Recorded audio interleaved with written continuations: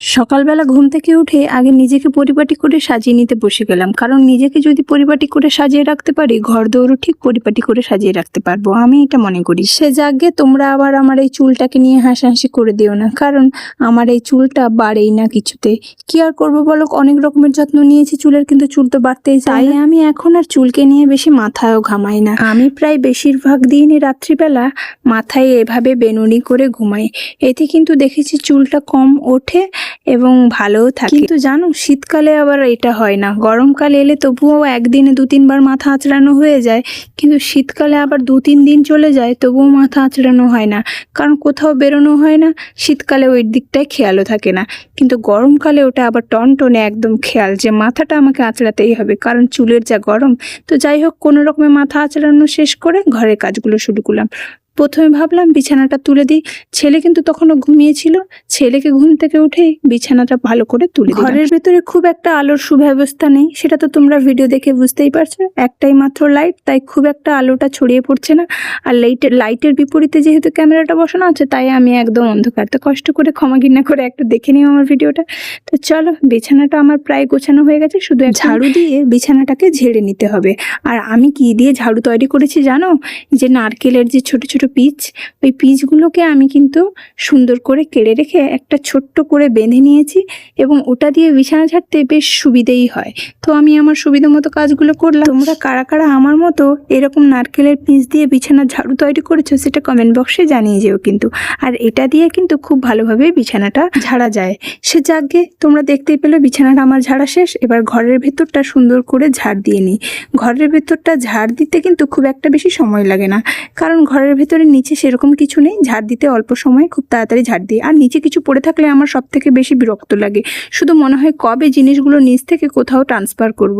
এভাবেই কিন্তু আমি আমার ঘরের ভেতরটা নিচ একদম ট্রান্সফার করে পুরোটা ফাঁকা করে দিয়েছি, সব অন্য ঘরে তুলে দিয়েছি।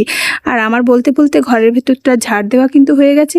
এই যে ওষুধের ঠোঙাগুলো দেখেছো, কালকে রাত্রে ছেলের ওষুধের ওষুধগুলো শেষ হয়ে গেছে, তাই ঠোঙাগুলো পড়ে আছে। তো সব কাজ শেষ করে আমি একটু খেয়ে নিলাম মুড়ি আর ঝুড়ি, আর এটা খেতে আমার খুব ভালোই লাগে। তো খাওয়া দাওয়া যেহেতু শেষ, কয়েকটু কিছুটা ধোয়াধুয়ি থাকে প্রত্যেকটা ঘরেই, প্রত্যেক দিন কিছু না কিছু ধোয়াধুয়ি তো থাকে। আর কেন জানি না, আমার তো প্রত্যেক দিনই থাকে।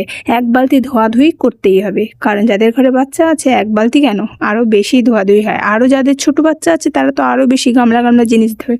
সত্যি বলতে গেলে আমিও ধুয়েছি, কিন্তু এখন যদিও অল্প পরিমাণটা কমেছে, কিন্তু প্রত্যেক দিন ধুতেই হয়। আমাদের নিত্য প্রয়োজনীয় প্রত্যেক দিনের জামা কাপড় তো ধুতে হবেই, কারণ সত্যি বলতে আমি না ধুয়ে কোনো জিনিস, বিশেষ করে সার্ফে কোনো জিনিস না ধুয়ে কেন জানি না পড়তেই পারি না, তাই আমাকে ধুতে হয় প্রত্যেক দিন। আর তোমাদের কার কার আমার মতো এই ধরনের অভ্যাসটা আছে কমেন্ট বক্সে জানিয়ে যাও। যাই হোক, তাড়াতাড়ি ধোয়াধুয়ি করে ঝটপট করে মেলে দিলাম সকাল সকাল।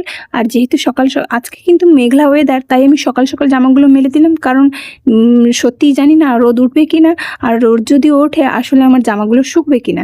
তাই জামা কাপড় যাতে তাড়াতাড়ি শুকে যায় এই জন্য সকাল সকাল একদম ধুয়ে দিলাম।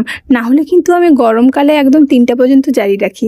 কোনোদিনও হয়তো সকাল 10টায় ধুই, কোনোদিনও 12টায়, কোনোদিনও 1টায়, আবার এরকমও হয়ে যায় কোনোদিনও 3টে-4টের সময়ও জামা কাপড় ধুয়ে মেলি। কিন্তু সারাদিনের মধ্যে জামা কাপড়টা আমাকে যখন হোক ধুয়ে মেলতেই হবে, এটাই আর কি। কথা, না ধুয়ে পরা যাবে না, তাই আমাকে ভালো করে কেচে কুচে ধুয়ে নিতে হবে। তো যাই হোক, তোমাদের সাথে কথা বলতে বলতে দেখো আমি জামাগুলো সুন্দর করে কিন্তু মেলে দিলাম। জামা কাপড় মেলে দিয়েও শান্তি নেই, কেন জানো? আমাদের বাড়ির সামনে তো একদম খোলা মাঠ, তো প্রচণ্ড জোরে জোরে বাতাস হয়। জামা কাপড়গুলো 5 মিনিটও একটা জায়গায় থাকে না, শুধু উড়ে উড়ে মাটির নিচে পড়ে যায় আর মাটিতে গড়াগড়ি খায়। তো আমাকে কিন্তু অনেক সময় ডবল বারও ধুতে হতে পারে। তো অনেকেই বলবে ক্লিপ দিয়ে আটকে দাও না কেন? ক্লিপ দিয়ে আটকে দিইও, কিন্তু সত্যি বলতে ক্লিপ শুদ্ধ খুলে নিয়েই পড়ে যায়, এরকমও হয়েছে। এত জোরে জোরে বাতাস হয়, আর তুমি কতগুলো জামা কাপড়ে ক্লিপ লাগাবে? এত ক্লিপ সত্যিই নেই। আর আমার এখানে ক্লিপ লাগিয়ে লাগিয়ে মানে প্যাকেট ক্লিপ হারিয়েও ফেলেছি, কোথায় যে চলে যায় জানি না। তো যাই হোক, আজকে কোথাও যেতে হবে আমাকে, তাই তাড়াতাড়ি রান্না বসাতে হবে। তো ভিডিওটা কেমন লাগলো অবশ্যই কমেন্ট বক্সে জানিয়ে যেও। আর যদি ভালো লাগে থাকে একটা পাশে থেকে, তোমাদের যদি লাল শাক খেতে ভালো লাগে অবশ্যই আমার বাড়িতে আসতে পারো। আজকে লাল শাকের রান্না করছি। তো আজকের মতো এইটুকু।